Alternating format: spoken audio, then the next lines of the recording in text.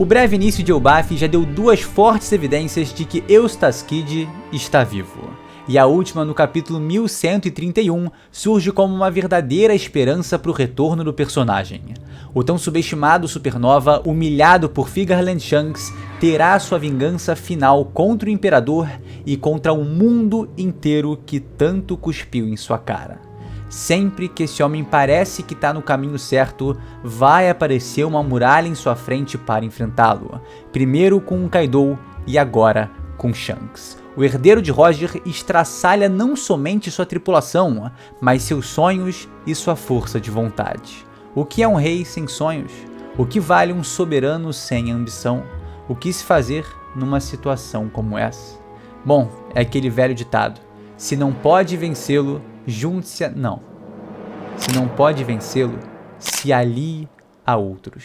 Por isso, eu lhes digo: Eustace Captain Kid irá retornar do submundo e será o diabo que o Imperador de Cabelos Vermelhos esqueceu nas águas de Elbaf. Guardem minhas palavras. O capitão trará consigo o inferno. Eu sei que pode soar um exagero, mas você vai ver ao longo do vídeo que não é. Eustace Captain Kid será o responsável pelo fim do mundo de One Piece. Eu e o nosso querido editor, o Alanzito, elaboramos essa teoria com o intuito de servir como uma última esperança para os órfãos, para os viúvos de Eustace Captain Kid. O Supernova vai voltar em Elbaf e será o responsável por engatilhar o evento mais catastrófico da história de One Piece, ao se aliar ao Príncipe Loki. Eu sou o Lipe, esse aqui é o canal Chapéu de Palha, tá? E o início de Elbaf já parece extremamente promissor. Esperamos aí o retorno de Enel, o Uruji deve aparecer e cada vez mais parece que Chique, o Leão Dourado, vai dar as caras na região. Inclusive, eu acho que é legal trazer essa semana aí, né, um vídeo bem atualizado com todos os pontos sobre isso, porque o último capítulo, cara, pra mim, quando eu vi aqueles bichos... Não, vou deixar pro vídeo pra explicar tudo bonitinho, porque eu tô convencido que o Chique vai aparecer. Ele inclusive tem grande probabilidade de ser aquela silhueta que a gente já viu. Enfim, tudo pode acontecer nesse novo arco. Mas agora vem comigo, tá? Pra gente ir nessa teoria interessante que eu já quero deixar claro. Se for pro Kid realmente voltar, é exatamente esse papel que ele vai cumprir.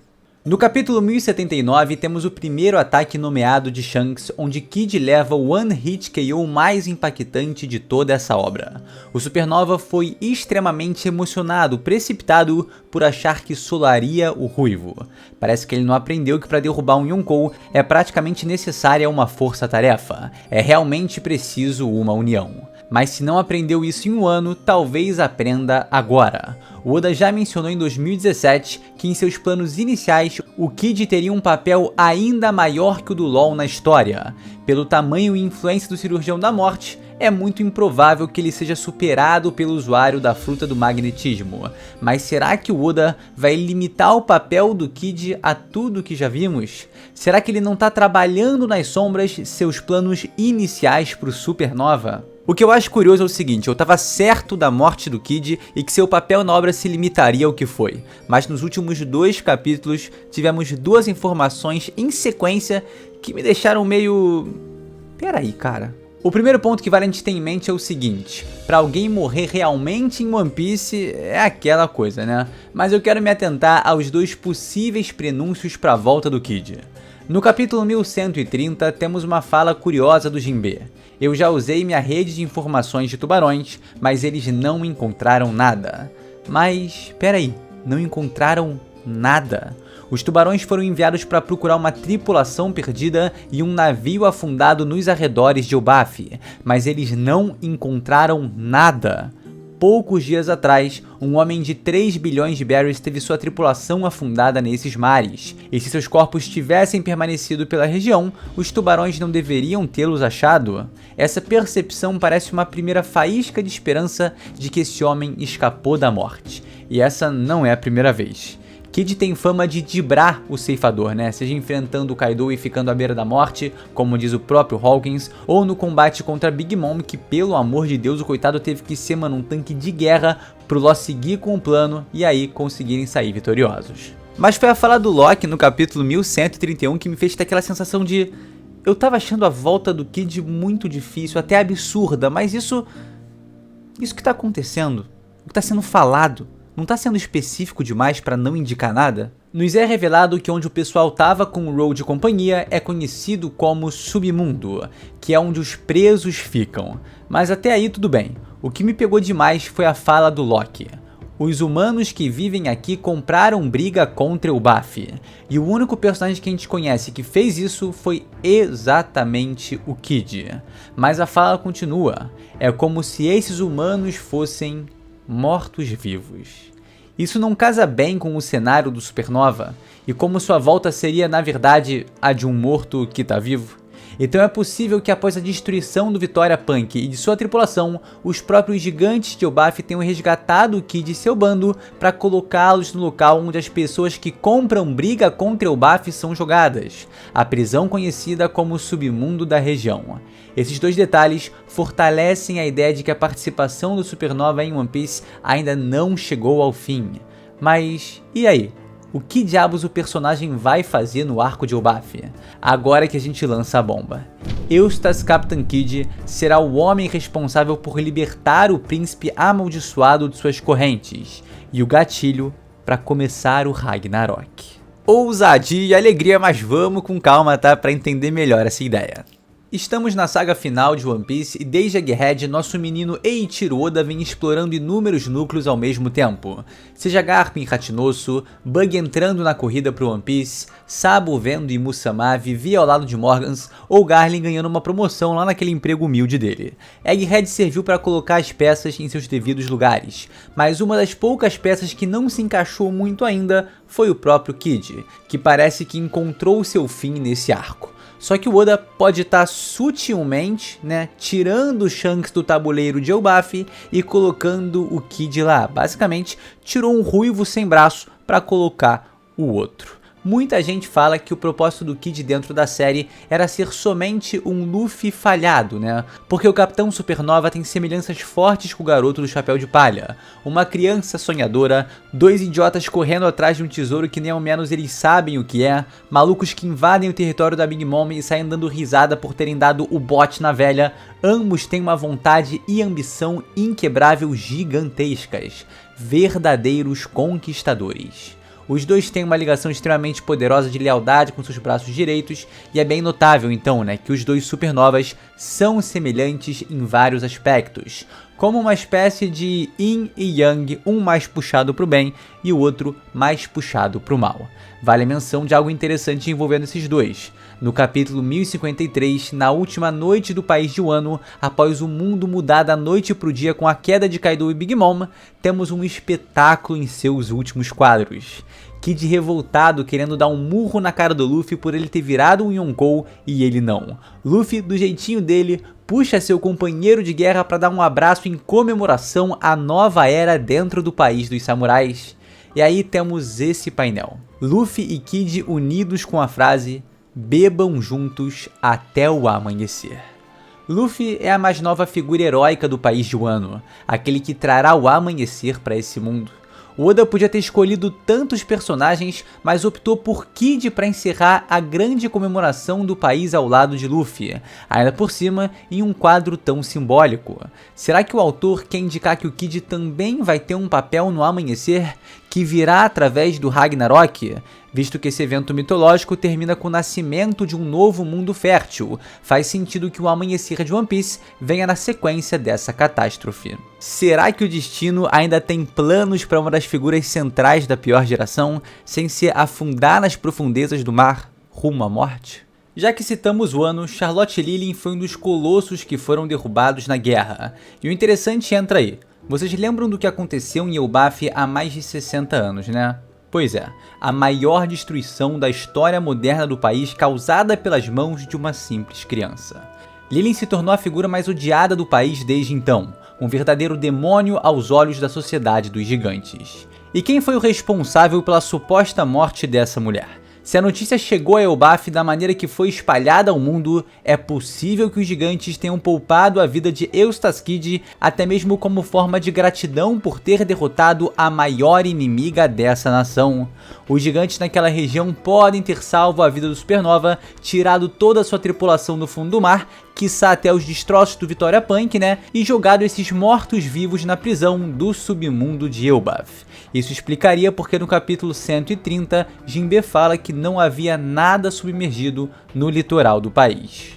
Outra coisa legal de mencionar é o paralelo entre Sabaody e Egghead. Enquanto os Chapéus de Palha foram completamente derrotados no pré-time skip, Law e Kid seguiram tranquilamente para o Novo Mundo. Já em Egghead, enquanto o atual Yonkou saiu vitorioso de seu combate contra o governo mundial, Law e Kid foram completamente trucidados por seus oponentes. Um destino semelhante ao que Luffy e seus companheiros tiveram em Sabaody. Os papéis só se inverteram. E será que, tal como a tripulação do futuro Yonkou voltou mais forte após a queda, a dupla supernova retornará ainda mais poderosa? Luffy saiu um homem mudado de Sabaody. A derrota ali foi uma peça fundamental para o desenvolvimento do personagem. Então não parece absurdo pensar que o Kid sairá como um homem mudado após mais uma vez ser derrotado pelos Piratas do Ruivo. Tem gente que não aprende na primeira, não aprende na segunda, mas pode aprender na terceira. Olhando para o passado, podemos ver que desde a introdução do Law já era planejado que o Cirurgião da Morte se ligaria ao Doflamingo de alguma forma. Tanto que em Dressrosa a gente teve um aprofundamento gigantesco no Supernova. Com isso em mente, sabemos que o desenvolvimento do Kid também tinha coisas previamente pensadas. Não é curioso que o Kid e o Shanks são os opostos um do outro? Um perdeu um braço para proteger um amigo, o outro perdeu o braço somente para se provar melhor e não conseguiu. Enquanto um resolve tudo no diálogo e prefere dar risada em situações que é ridicularizado, o outro resolve seus conflitos na base do sangue derramado e acaba com a vida de quem quer que ouse rir dos seus sonhos. Um vem para proteger e o outro vem para destruir. Shanks sempre buscou manter o equilíbrio e Eustace Captain Kid sempre buscou propagar o caos. Se a gente for ver todos os personagens de One Piece, existe alguém tão descontrolado e caótico quanto o Kid? Que mistura o sadismo ali com loucura, ataca o zaralho por onde passa e evidentemente propaga a desordem? Existe um forte candidato que a gente acaba de conhecer. O príncipe amaldiçoado Loki.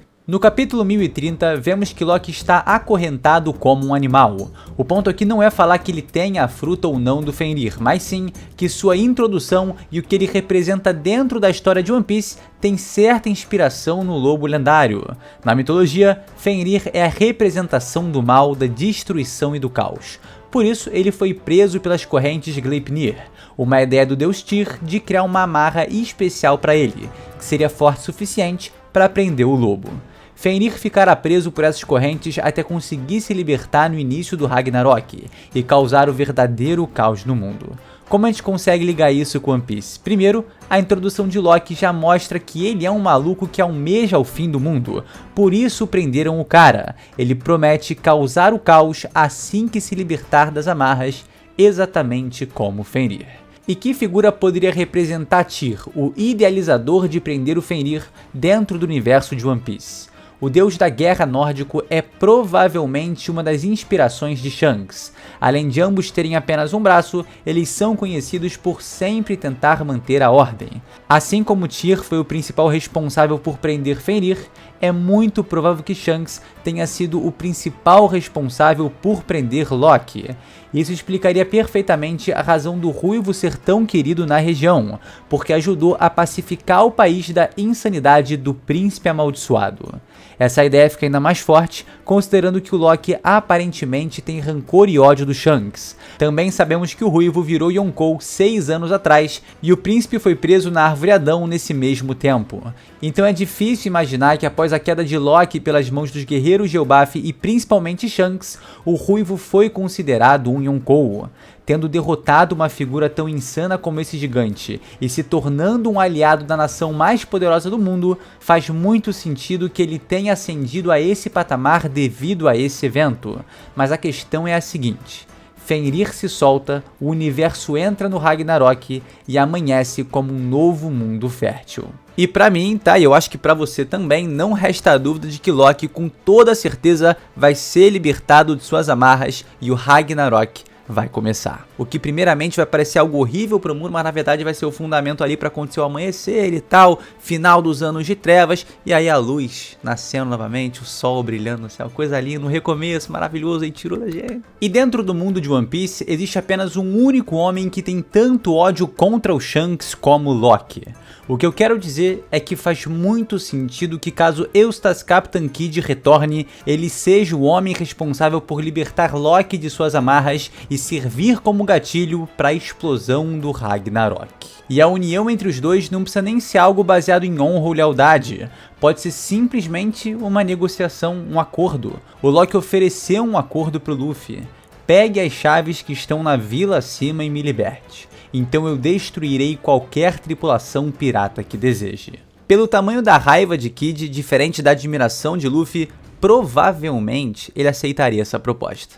E se a gente quiser ir ainda mais longe, a gente vai. Na luta entre Killer e Bosta Hawkins, o Supernova de Palha puxa a carta da torre, cujo significado é uma grande mudança, uma quebra da ordem estabelecida. Seu significado oculto indica a abertura de um novo caminho. Nesse momento, temos um foco claro no rosto de Kidd, indicando que essas palavras estão fortemente relacionadas ao personagem e que podem ir além da vitória dele e do Law em cima da Big Mom. Mas não há nenhum foco no cirurgião da morte aqui, apenas em Kidd, que vai ser o responsável pela quebra de uma grande ordem estabelecida.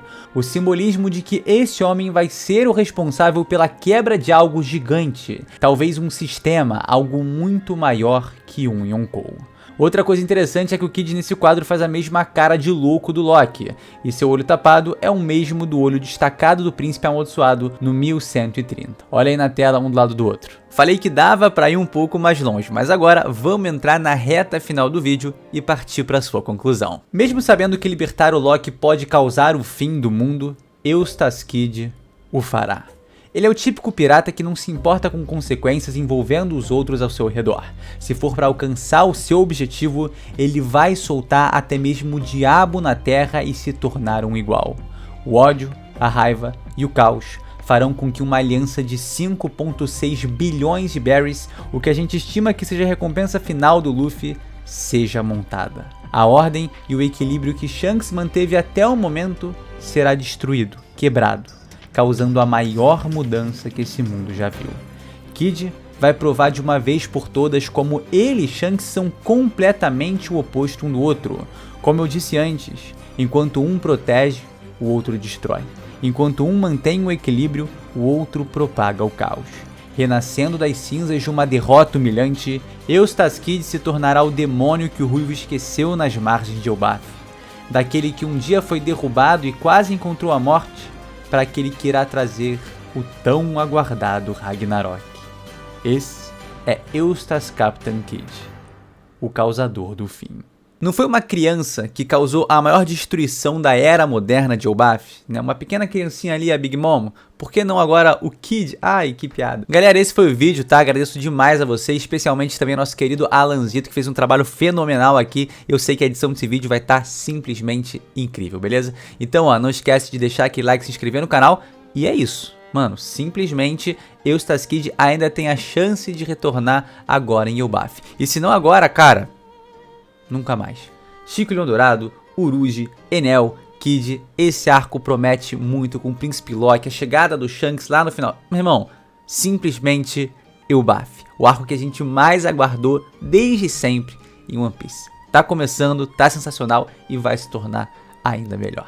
É isso, muito obrigado de coração por me acompanhar até aqui e a gente se vê sem sombra de dúvidas num próximo vídeo. É isso, galera, valeu!